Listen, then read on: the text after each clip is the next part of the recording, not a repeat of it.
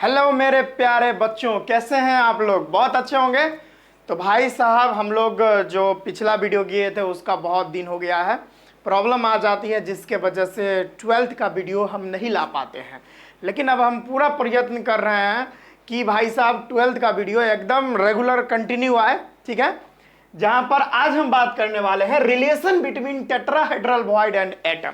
यह जो tetrahedral void होता है और एटम होता है, उस दोनों के बीच में क्या रिलेशन है, आज हम यही देखेंगे। पिछला वीडियो हमारा क्या था, जिसमें हम रिलेशन यानी पिछला वीडियो जो था हमारा, उसमें हम लोग उसमें भी रिलेशन ही देखे थे। लेकिन वहां पर बस एक चीज था, यहाँ पे टेट्राहेड्रल वॉइड है तो वहां पर ऑक्टाहेड्रल वॉइड था।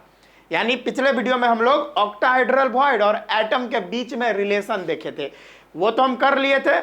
और आज के इस वीडियो में हम लोग देख रहे हैं रिलेशन बिटवीन टेट्राहेड्रल वॉइड और एटम, यानी टेट्राहेड्रल वॉइड और एटम के बीच में क्या रिलेशन है, ये हम देखने वाले हैं। ये हमारा बोर्ड में नहीं पूछा जाता, ये हमारा जेई नीट वाले बच्चों के लिए बहुत इंपॉर्टेंट वीडियो होने वाली है।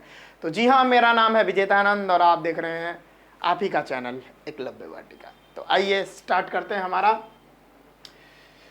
Relation between tetrahedral void and atom. ठीक है, तो देखिए यहां पर यह हमारा एक यूनिट सेल है। ठीक है, एक हमारा यूनिट सेल है। अब इस यूनिट सेल को क्या किया गया है, कुछ नहीं किया गया है, 8 भागों में 8 पीस में काट लिया गया है।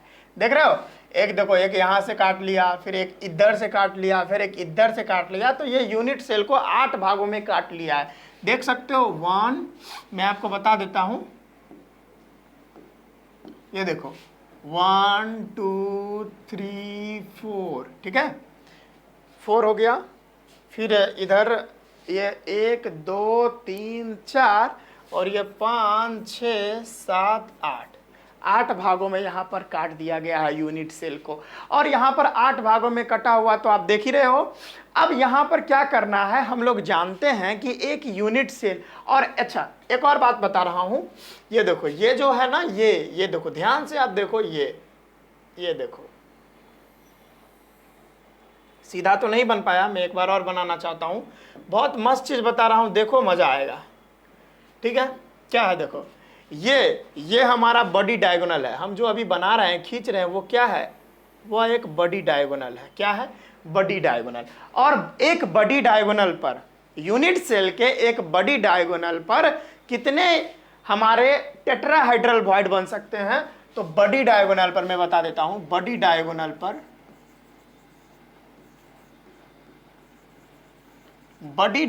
पर 2 टेट्राहेड्रल वॉइड बन सकते हैं। कितने वॉइड बन सकते हैं? एक बॉडी डायगोनल पर, यूनिट सेल के एक बॉडी डायगोनल पर 2 टेट्राहेड्रल वॉइड बन सकते हैं। तो बॉडी डायगोनल बन कितना सकता है? ये आप जो रूम है ना, उस रूम को ऑब्जर्व करो ना। ये देखो, वो कोना से ए है, देखो एक तीर, एकदम एक लाइन खींचो, इस कोना तक एक बॉडी डायगोनल हुआ। फिर एक वहां से खींचो, 2 हुआ। फिर एक यहां से भी खींचा जा सकता है 3, फिर वहां से भी खींचा जा सकता है 4। तो एक यूनिट सेल में, यानी एक क्यूब में 4 ही बॉडी डायगोनल हो सकते हैं। और 4 बॉडी डायगोनल का दुगुना कर दो तो 8 टेट्राहेड्रल वॉइड देखने को मिल सकते हैं। समझ में आया इतना बात? चलिए, फिलहाल में हमको तो रिलेशन देखना है। अब देखो, ये देखो, यहां पर जितने सारे, अच्छा मैंने अभी यहां पर क्या लिया है, यहां पर मैंने FCC यूनिट सेल लिया है। क्या, कौन सा यूनिट सेल लिए हैं? FCC यूनिट सेल लिए हैं, फेस सेंटर्ड यूनिट सेल। और FCC यूनिट सेल में क्या होता है, 8 लैटिस पॉइंट कॉर्नर पर होते हैं, 8 लैटिस पॉइंट कॉर्नर पर होते हैं और 6 लैटिस पॉइंट फेसेस पे होते हैं। 6 लैटिस पॉइंट फेसेस पे होते हैं। ये बात तो हमने पढ़ रखा है। तो ये हमारा जो यूनिट सेल है, ये कैसा यूनिट सेल है? ये हमारा यूनिट सेल है FCC face centre. 8 lattice point कोनों पर तो होगा ही, यानी कॉर्नर्स पे तो होंगे ही, और सारा लैटिस पॉइंट जो है वो उसके फेस पे होगा। समझ में आया? चलिए, इतना बात समझ में आया। और FCC जो लिए हैं, इससे हम लोग आराम से टेट्राहेड्रल वॉइड और एटम के बीच में रिलेशन फाइंड कर लेंगे। देखो यहां पर क्या है कि यहां पर देखो एक टेट्राहेड्रल वॉइड बनेगा। कैसे? तो देखो क्या करना है, टेट्राहेड्रल वॉइड बनेगा कैसे? तो ध्यान से एक बात याद रखना है कि ये जो FCC यूनिट सेल है, इसका 3 फेस वाला lattice point, 3 face lattice point और प्लस में एक कॉर्नर वाला लैटिस पॉइंट से हमारा क्या बनेगा, टीवी बनेगा। अरे भाई टीवी नहीं, टेट्राहेड्रल वॉइड बनेगा। कैसे, तो देखो ये कॉर्नर वाला आइटम, ठीक है, ये फेस वाला आइटम, ये भी फेस वाला आइटम, ये भी फेस वाला आइटम, और चारों को मिला दो। देखो कैसे, पहले मैं इस लाइन को, या चलो हम मिला ही देते हैं। ये देखो ये इससे मिल गया, अच्छा दूसरा मार्कर, ये देखो ये इससे मिल गया, ये इससे मिल गया, ये इससे मिल गया, ये इससे मिल गया, और यहाँ पर मैंने एक लाइन खींच दिया। तो कुछ यहाँ पर आपको देख रहे हो, कुछ यहाँ पर आपको टेट्राहेड्रल वॉइड देखने को मिलेगा, ठीक है, कुछ यहाँ पर आपको क्या मिलेगा, टेट्राहेड्रल वॉइड देखने को मिलेगा। फिर इसी तरीके से यहाँ पर भी एक टेट्राहेड्रल वॉइड बनता है, क्योंकि ये बड़ी डायगोनल है, तो बड़ी डायगोनल पर 2 टेट्राहेड्रल वॉइड बन सकते हैं। एक तो बन गया, दूसरा यहाँ पर बनेगा। समझ में आया? तो हम क्या कर रहे हैं, फिलहाल में हम कुछ नहीं कर रहे हैं। यहाँ पर ये जो 8 टुकड़ा एक यूनिट सेल का हुआ है, उस 8 टुकड़ों में से कोई एक टुकड़ा बाहर निकाल लेते हैं। क्या करते हैं, हमको टेट्राहेड्रल वॉइड और एटम के बीच में रिलेशन निकालना है। तो हम एक टेट्राहेड्रल वॉइड जहां पर बन रहा है, यानी एक यूनिट सेल जो है, उस यूनिट सेल का 1/8, यानी एफसीसी यूनिट सेल जो है, उस यूनिट सेल का हम 1/8 पार्ट क्या किए हैं, ले लिए हैं। 1/8 पार्ट, यानी ये 8 टुकड़ा था ना, तो 8 टुकड़ा हम थोड़ी ना लेंगे, एक टुकड़ा उसमें से खींच लेंगे। जैसे ये देखो ये यूनिट सेल है बहुत बड़ा, इसमें से ये देखो ये पहला भाग है, इसी को खींच लिए, या यहाँ पर है तो यहाँ पर इस एक को खींच लिए। तो एक यूनिट सेल का 1/8 पार्ट हम बाहर खींच लिए। तो अगर हम ऐसा करेंगे तो क्या चीज़ हमको देखने को मिलेगा, वो आपको बता रहा हूँ। तो यहाँ पर देखो यूनिट सेल कुछ इस तरीके से बनेगा। ध्यान से देखो आप लोग, अगर आप लोग ऐसा करोगे तो यूनिट सेल आपको कुछ इस तरीके से देखने को मिलेगा। ध्यान से देखते जाओ। लेक्चर लंबा हो सकता है, लेकिन सारा कुछ समझ में आ जाएगा, ठीक है। मैं फिर से बोल रहा हूँ कि लेक्चर लंबा हो सकता है, लेकिन आपको सारा बात समझ में यहाँ पर आ जाएगा, ठीक है। चलिए देखो क्या, ध्यान से देखते जाना है सारा कुछ, तभी बउआ समझ में आएगा, नहीं तो यहाँ पे आएगा नहीं, तो फिर बाद में बोलोगे कमेंट करके। इसी के लिए सारा कुछ देखते जाओ, समझ में डेफिनेटली आइवे करेगा।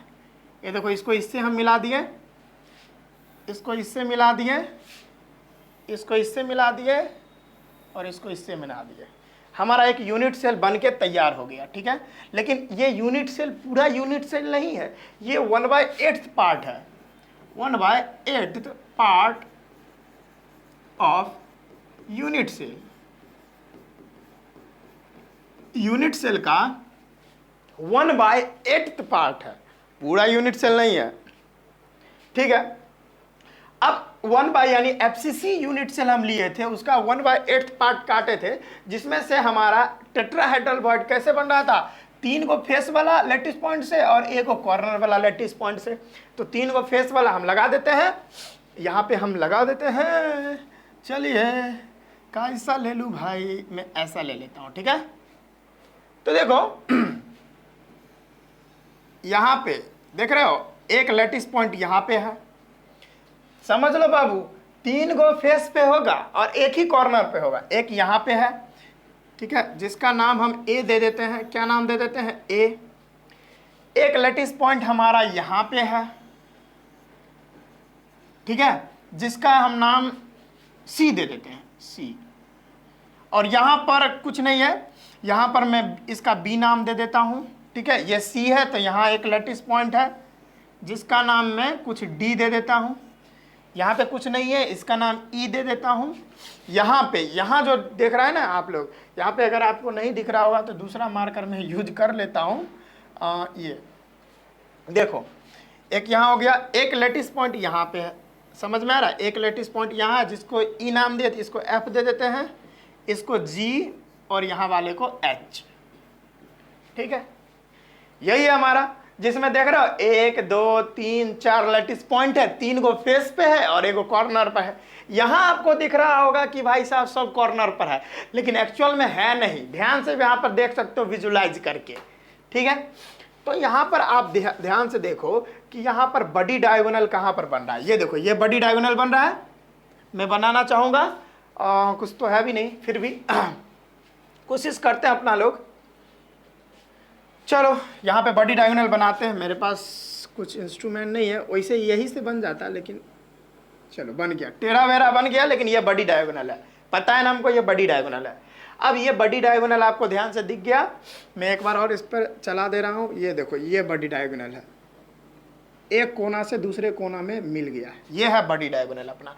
यहाँ पर 2 जगह, यानी एक ही यूनिट सेल, यानी यूनिट सेल का 1/8 पार्ट लिया है ना, यूनिट सेल का 1/8 पार्ट लिया है, तो यहां पर एक ही जगह पर टेट्राहाइड्रल बॉन्ड बनेगा, ठीक है। अब आपको क्या करना है कि यहां पर ट्रायंगल बनाना है। क्या? तो देखो, इन ट्रायंगल ए बी सी, तो ए बी सी को हमको जोड़ना पड़ेगा। तो यहां पर देखो, ये ट्रायंगल यहां पे ए बी सी को यहां पे जुड़ जाएगा।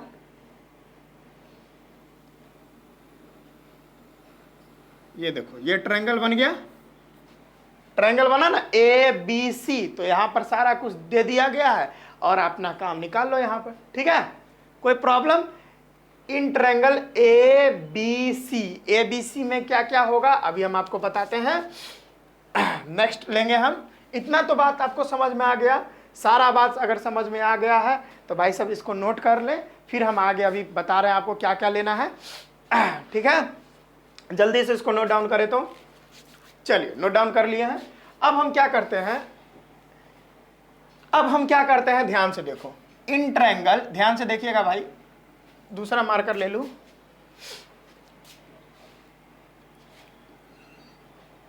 इन ट्रायंगल ए बी सी, अगर हम लोग ट्रायंगल ए बी सी में चले तो क्या होगा? ध्यान से देखो, ए बी सी। अच्छा, एक बार और आप ध्यान से देखो, यहां पर F से लेकर E की दूरी, F से लेकर E की दूरी को हम A मान सकते हैं। क्या मान सकते हैं? A। देखो, ये एज लेंथ नहीं है, ठीक है ना, ये वो वाली एज लेंथ नहीं है जो पूरा यूनिट सेल का हुआ करता था। जैसे एक यूनिट सेल में बनाता हूं, ये देखो, ये यूनिट सेल है,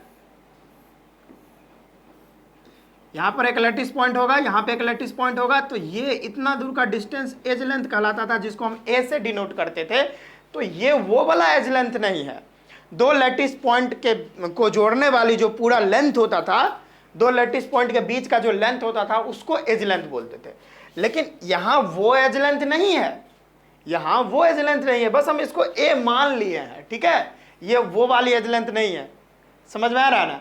जहां पर भाई साहब होता था एज लेंथ का a/2√2, ठीक है। जहां पर ये a जो है ना, ये r बराबर a/2√2, जहां पर a का मतलब होता था क्या? Edge length. तो ये वो एज लेंथ नहीं है, ठीक है, ये वो एज लेंथ नहीं है। समझ में आया? बस हम मान लिए हैं कि भाई ये a नाम से हम इसको मान लिए हैं, तो है नहीं एक्चुअल में, ठीक है। ये बात का ध्यान रखना है आप लोग, ठीक है। चलो अब नेक्स्ट बढ़ते हैं आगे।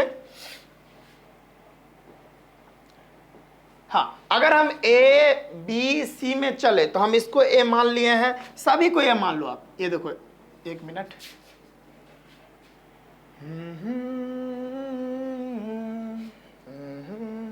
मिट गया रे। चलो यहाँ पे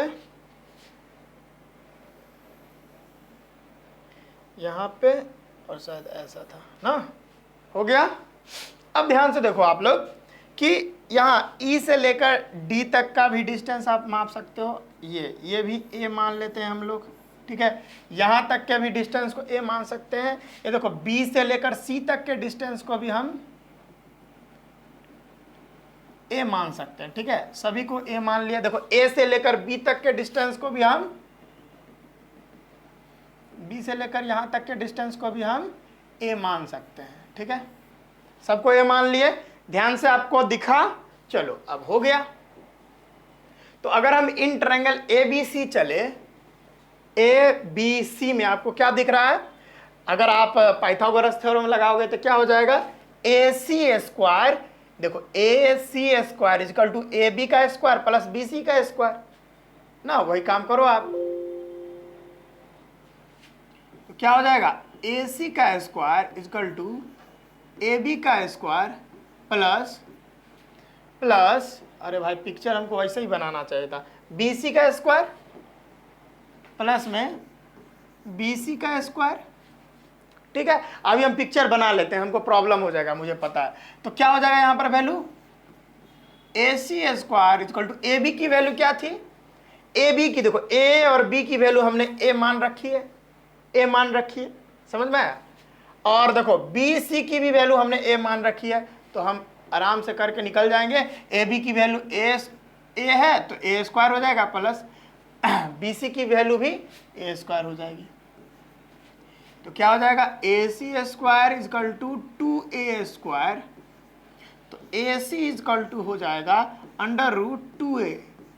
ठीक है, अब देखो मजेदार चीज क्या है, ध्यान से देखो आप, ये देखो यहां पर एक पार्टिकल है ए पे और एक सी पे पार्टिकल है। अगर हम इसको विजुलाइज करें, यानी ये वाली छत को हम उठा ले, ये वाले छत को हम उठा लेते हैं, अरे भाई मेरे पास जगह नहीं है एक मिनट, मैं ना पिक्चर उधर ही बना देता हूं, ठीक है, that will be the best, picture हम इधर ही बना लेते हैं, ठीक है, ज्यादा बेहतर रहेगा हम लोगों के लिए।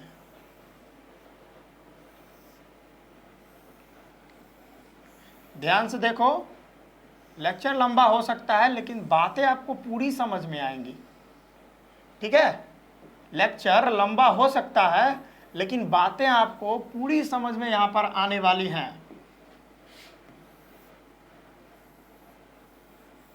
मेरे साथ देखते जाओ क्या हम कर रहे हैं।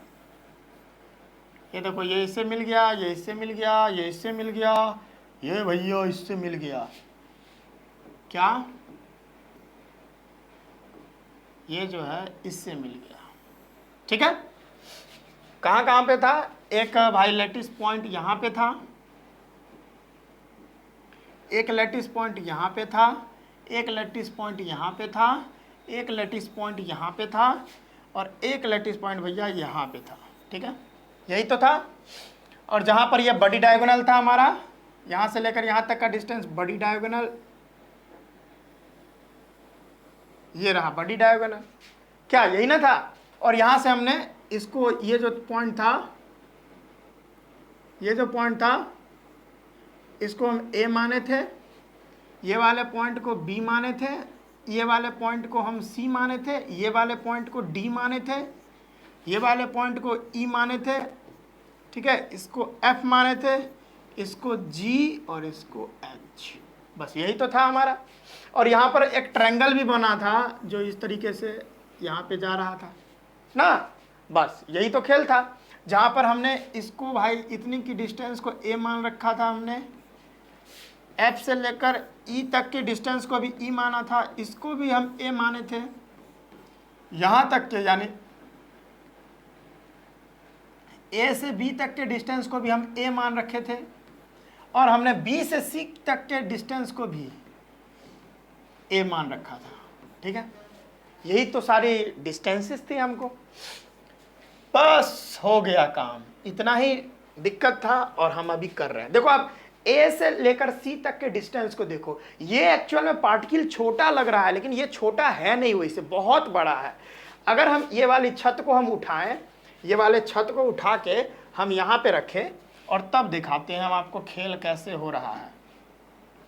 ये देखो, ये छत कुछ ऐसी है जहाँ पर यह पार्टिकल यहाँ पे दिख रहा है और एक पार्टिकल यहाँ पे दिख रहा है। ठीक है, और यहाँ तक के डिस्टेंस को हम ए माने हैं, इसके डिस्टेंस को यानी यहाँ के पॉइंट को बी माने हैं। ठीक है, और यहाँ से लेकर यहाँ तक एक लाइन जो जाएगा, देखो ये फेस पे है ना, तो अब देखो ये इस वाले चीज़ को हम फेस डायगोनल बोल देंगे। क्या बोलेंगे, इसको हम फेस डायगोनल बोलेंगे, इसको हम फेस डायगोनल बोल सकते हैं। एक्चुअल में ये पार्टिकल इतना छोटा लग रहा है लेकिन होगा नहीं। अगर हम इस लाइन को मिटा दे तो ये पार्टिकल कुछ इस तरीके से बन जाएगी। ये देखो यहाँ और ये देखो यहाँ, ये पार्टिकल ऐसी बन जाएगी। और यहाँ वाला जो लाइन है और यहाँ वाला जो पॉइंट है ये कुछ इस तरीके से होगा। इस वाले पॉइंट को A और यहाँ वाले पॉइंट को C, ठीक है। तो AC का जो डिस्टेंस हम लोग जानते हैं ये स्फेरिकल पार्टिकल है, तो यहाँ से ये जो इसका सेंटर है ये इसका सेंटर है, तो यहाँ से लेकर यहाँ तक का जो डिस्टेंस हो जाएगा ये हमारा स्मॉल r और यहाँ वाला भी स्मॉल r हो जाएगा। तो टोटल डिस्टेंस यहाँ पर क्या हो जाएगा 2 स्मॉल r हो जाएगा। तो हम भाई साहब AC के जगह यानी AC के जगह हम 2 स्मॉल r लिख सकते हैं ना, आसानी से लिख सकते हैं। तो यानी AC की जगह 2 स्मॉल r हम लिख सकते हैं, AC की जगह 2 स्मॉल r हम लोग लिख सकते हैं और इक्वल टू √2a। अब ये 2 इधर चला जाएगा डिवाइड में, तो r इक्वल टू हो जाएगा √2a/2। इसको इक्वेशन हम लोग फर्स्ट मान लेते हैं, इसका भी बहुत जरूरी होगा, अभी आप ध्यान से देखते रहना, ठीक है। इसको हम इक्वेशन 1 मानते हैं। अब देखो ये तो हम ट्रायंगल लिए थे ABC जिसमें हमारा AC स्क्वायर इक्वल टू यहाँ पर AC square equal to A square और फिर यहाँ पर BC और AB और BC बराबर A था, तो A का स्क्वायर 2A स्क्वायर हो गया। तो यहाँ पर हमने सॉल्व किए तो R की वैल्यू आई क्या √2a/2। इसको इक्वेशन फर्स्ट माने। अब देखो ट्रायंगल आप चेंज करो।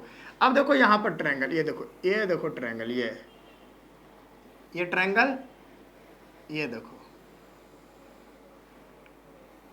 दिखा आपको। अब करेंगे बात ADC। अब हमको बड़ी डायगोनल लेना है क्योंकि हमको टेट्राहेड्रल वॉइड तो कवर करना है ना। ये फेस पर कहां से दिखेगा टेट्राहेड्रल वॉइड, यहां पर दिखेगा बड़ी डायगोनल पे। तो अब हमको ट्रायंगल लेना पड़ेगा ADC। ट्रायंगल अब बदलेंगे, हम क्या लिखेंगे इन ट्रायंगल ADC। अगर हम ट्रायंगल ADC में बात करेंगे, ये देखो ध्यान से देखो ना यार, समझ में आए एक करेगा। ये देखो ये ट्रायंगल ध्यान से ऑब्जर्व करो आप, इस ट्रायंगल में हम बात कर रहे हैं, ठीक है। ये वाला ट्रायंगल ऑब्जर्व हुआ, विजुअलाइज हुआ, हाँ। इन ट्रायंगल ADC, तो ADC में क्या बात करेंगे कि AC स्क्वायर यानी AD स्क्वायर, यानी इसमें भी पाइथागोरस लगाएंगे। AD स्क्वायर इक्वल टू क्या हो जाएगा, AD स्क्वायर इक्वल टू क्या हो जाएगा AC का स्क्वायर प्लस CD का स्क्वायर। हाँ, AD square equal to AC का स्क्वायर प्लस CD का स्क्वायर, ठीक है। तो हमारा AD स्क्वायर बराबर हो जाएगा AC। देखो AC की वैल्यू हमने अभी AC स्क्वायर की वैल्यू फाइंड कर रखी है 2A स्क्वायर, देखो पहले से दे रखा है AC स्क्वायर की वैल्यू 2A स्क्वायर, तो हम डायरेक्ट लिख देंगे 2A स्क्वायर प्लस CD। ये देखो CD की वैल्यू हमने A मान रखी है, देख रहे हो ना, तो A का स्क्वायर हो जाएगा। तो वैल्यू हमारी AD स्क्वायर की बन के आ जाएगी 3A स्क्वायर। और यहाँ पर हम इसको और फर्दर सॉल्व करेंगे तो AD इक्वल टू √3A हो जाएगा, ठीक है। यहाँ तक तो आपको कोई प्रॉब्लम नहीं ही हुई होगी। अब देखो यहाँ पर अब हो गया सॉल्व, कुछ नहीं करना। अब यहाँ पर AD देखो, आप यहाँ पर आप क्या बात कर रहे हो कि ये बड़ी डायगोनल है, तो कुछ यहाँ पर आप देखो, ये हमारा अगर बड़ी डायगोनल है तो कुछ यहाँ पर देख रहे हो, कुछ यहाँ पर हमारा, ये देख रहे हो जहां पर मैं यहाँ पर लिख रहा हूं, कुछ यहाँ पर हमारा टेट्राहेड्रल वॉइड बनने वाला है, कुछ यहाँ पर हमारा टेट्राहेड्रल वॉइड बनने वाला है यहाँ पे। तो A से लेकर D के बीच में हमारा टेट्राहेड्रल वॉइड भी तो आ रहा है, तो हम कुछ ऐसा लिख सकते हैं क्या, ध्यान से देखिए। तो ये AC यानी यहां पे बता देता हूं, यहां पे कहां पे बताऊं, जगह नहीं है, यहीं पे बता देता हूं। ये देखो ये जो पार्टिकल है, ये मैं इसको ऐसे लिख दिया, ये पार्टिकल, ये देखो टेट्राहेड्रल वॉइड तो छोटा होता है, तो मैं एक और ये छोटा सा बना दिया। ये देखो यहाँ पे टेट्राहेड्रल वॉइड, और एक और देखो पार्टिकल कहाँ है, D पे है, तो मैं यहाँ एक बड़ा पार्टिकल बना दिया D, ठीक है। अब देखो यहाँ एक सेंटर पॉइंट होगा, यहाँ एक सेंटर पॉइंट, और यहाँ से लेकर यहाँ तक एक लाइन गया है। इस वाले पॉइंट का हम नाम दिए हैं ए, और इस वाले पॉइंट का नाम दिए हैं डी, वहाँ पर देख सकते हो। बस इसी को उठा के यहाँ ले आए हैं। तो हम लोग जानते हैं ये स्पेरिकल पार्टिकल है, तो यहाँ के यहाँ तक के डिस्टेंस को स्मॉल आर मानते हैं, और यहाँ से ये देखो डी वाला है, तो यहाँ से लेकर यहाँ तक के डिस्टेंस को स्मॉल आर मानते हैं। अब देखो ये जो अगर वॉइड है ना, तो वॉइड के रेडियस को हम लोग कैपिटल आर से डिनोट करते हैं। तो कैपिटल आर बराबर क्या हो जाएगा, 2 कैपिटल आर। तो यहाँ तक के डिस्टेंस को 2r मान सकते हैं। तो अगर हम बात करें AD बराबर हम क्या लिख सकते हैं, स्मॉल आर प्लस में 2 कैपिटल आर बराबर AD के जगह पे हम 2 small R plus 2 capital R लिख सकते हैं। ये वैल्यू तो हम लिख सकते हैं ना। तो यहां पर AD की जगह पे हम क्या पुट कर सकते हैं, AD के जगह पे हम ये पुट कर सकते हैं। तो AD के जगह पे हमने पुट कर दिया 2 small R plus 2 capital R is equal to root under 3a। ठीक है, इतना बात समझ में आया। फिर हम आगे बढ़ रहे हैं। अगर आप इतना बात लिख लिए तो इसका स्क्रीनशॉट कर सकते हैं। फिर हम अभी आगे बढ़ रहे हैं। ठीक है, इतना बात को आप ध्यान में रखिए, इतना आप लिख लीजिए, उसके बाद हम आगे बढ़ रहे हैं। स्क्रीनशॉट, ये जस्ट स्क्रीनशॉट, यस। फिर देखिए हमारा वैल्यू क्या था, मैं इधर लिख लेता हूं। हाँ, क्या था, 2 small R plus 2 capital R is equal to root 3a, यही था। अब देखो दो दो इसमें कॉमन दिख रहा है, तो कॉमन निकाल लो। क्या कर सकते हो, कॉमन निकाल लो। 2 कॉमन लेंगे तो क्या आ जाएगा, r plus small R plus capital R is equal to root under 3a। अब देखो 2 यहाँ पे मल्टीप्लाई में, उधर जाएगा तो डिवाइड में हो जाएगा। क्या, उधर जाएगा तो डिवाइड में हो जाएगा हमारा। तो कर लेते हैं, small R plus capital R is equal to root under 3a/2। कोई प्रॉब्लम। अब यहां तक के हम छोड़ देते हैं, इसको इक्वेशन हम सेकंड मान लेते हैं। ठीक है, अब क्या करना है, अब कुछ नहीं करना। ऑन डिवाइडिंग, अब डिवाइड कर दो। On dividing equation second to first, equation second को, यानी इक्वेशन सेकंड ऐसे माने, इक्वेशन सेकंड को क्या करना है, फर्स्ट से डिवाइड करना है। तो उसके बाद हमको क्या मिलेगा, we get, what we get भाई, देखो क्या है। फर्स्ट इक्वेशन क्या था हमारा, first equation r equal to root under 2a/2, और दूसरा इक्वेशन हमारा ये बना है, तो इसमें से उसको डिवाइड करना है। तो क्या लिखेंगे, small R plus capital R is equal to root under 3a/2, और इसको डिवाइड करना है किस चीज से, small R is equal to root under 2a/2 से। 2 से 2 मर जाएगा, a से a भी मर जाएगा। अब देखो क्या होगा, small R plus capital R by में small R is equal to root under 3/√2, यही तो बचेगा। और इसको हम फर्दर सब्सटीट्यूट वगैरह करते हैं। देखो क्या होगा, r/r plus capital R by small R. देखो स्मॉल आर यहाँ पे इसीलिए लिए हैं ताकि ये दोनों कट जाए। ठीक है, तो यहाँ से मैथमेटिक्स लगाइए, यहाँ से ये कट जाएगा। उसके बाद अब कटेगा तो क्या बचेगा, 1 बचेगा। तो होगा क्या, रूट अंडर 3/√2। ठीक है, अब देखो क्या होगा भाई। अब यहाँ पर 1 बचा है, तो यहाँ पे हम नॉर्मली लिखेंगे 1 plus capital R by small R is equal to root 3/√2। बस अब ये 1 है ना, वो उधर जाएगा तो माइनस में हो जाएगा। तो capital R by small R is equal to root 3/√2 minus 1। तो क्या हो जाएगा, capital R by small R is equal to, अब देखो यहाँ पर रूट 3 की वैल्यू होती है 1.72, रूट 2 की वैल्यू होती है 1.414 माइनस 1। यहाँ पे मैं लिख देता हूँ √3 की वैल्यू होती है 1.72। उसी तरीके से हमारा √2 का जो वैल्यू होता है वो होता है 1.414। ठीक है, इसीलिए मैं लिख भी दिया हूं, ऐसा लिखोगे एग्जाम में तो एग्जामिनर पूरा नंबर देगा। तो R बाय यानी capital R by small r equal to क्या हो जाएगा, यहाँ पर इसको पूरा कट करोगे ना तो यहाँ पर आपकी जो वैल्यू, कट ऐसे नहीं करो भाई, ऐसे नहीं करो, मैं बता देता हूँ। इसका एलसीएम ले लो, that will be the best. इसका एलसीएम ले सकते हो, इसका आप एलसीएम ले लो तो आपके लिए बेस्ट होगा। ले लो एलसीएम, तो इसका एलसीएम आएगा 1.414, एलसीएम करोगे तो 1.72 और माइनस में 1.414। ठीक है, और अब इसको कट करोगे ना तो आएगा वैल्यू 0.225। तो हमारा capital R by small r equal to 0.225 यहाँ पर आ गया है। तो यहाँ पर हम अभी क्या जानते हैं, कैपिटल R क्या है, रेडियस ऑफ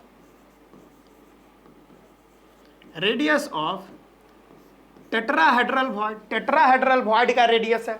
और R क्या है, स्मॉल r क्या है, radius of atom, radius of an atom. तो ये कैपिटल R और स्मॉल r यानी रेडियस ऑफ टेट्राहेड्रल वॉइड और एटम के बीच में जो रिलेशन आया वो क्या आया, 0.225। हाँ, यहाँ पर अगर आपको कैपिटल R निकालना है तो क्या कर लो, स्मॉल r इंटू में 0.225 कर लो। ठीक है, कोई प्रॉब्लम? तो यहां पर यही रिलेशन है भाई कैपिटल R और स्मॉल r का, यानी हमारा जो रेडियस होता है टेट्राहेड्रल वॉइड का, या अगर टेट्राहेड्रल वॉइड और हमारा एटम के बीच में जो रिलेशन है ना वो क्या आता है, 0.225। याद कर लीजिएगा, it's very important for JEE NEET students के लिए, बहुत इंपॉर्टेंट है। ठीक है, तो मैं थोड़ा साइड हो लेता हूं, आप इसका स्क्रीनशॉट कर सकते हैं, जल्दी से स्क्रीनशॉट कर लीजिए इसका। चलिए कर लिए हैं।